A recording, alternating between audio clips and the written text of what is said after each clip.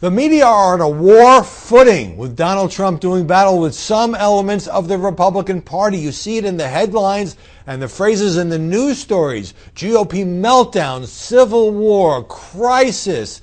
The party is unraveling. Maybe, just maybe, this is being a little overblown. That is certainly the view of the Trump campaign. I can tell you based on my reporting that the campaign officials and Donald Trump think it was unrealistic to believe that the day after he won the Indiana primary and Ted Cruz dropped out and John Kasich dropped out, that suddenly the entire party was going to come together and sing Kumbaya. There were a lot of bruised feelings, a lot of harsh attacks and words exchanged, as they are in any political campaign. What's getting the most attention now, of course, is Trump going up against Paul Ryan, the Speaker of the House, who has, on policy grounds, a very different approach to major issues than does Donald Trump. Doesn't mean these guys hate each other, but Paul Ryan on the issue of immigration, on the issue of taxes, entitlement reform, the list goes on, is at a very different place than the man who has just clinched the Republican nomination. So they're going to get together in Washington and try to smooth things over. You know, politicians are very good at papering over their differences when they have to. And I'm not sure how much good it has done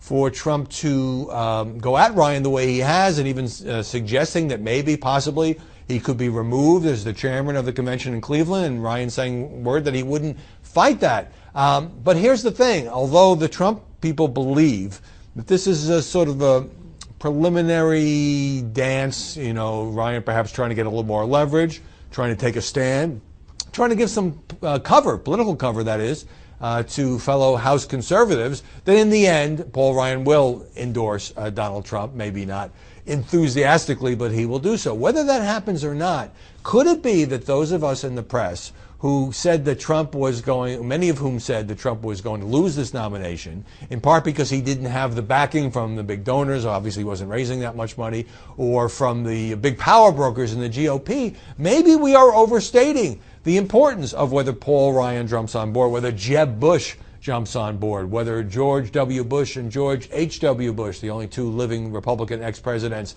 do embrace Donald Trump. Donald Trump ran against them. They ran against Jeb, certainly. He ran against Bush, George W. Bush's Iraq War. He ran against the Bush brand of the Republican Party.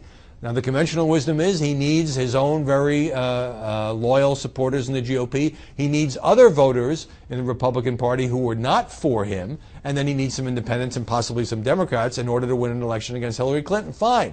But you can't expect that to happen in 2, 3, 4 days. And the Trump people think this is all going to play out.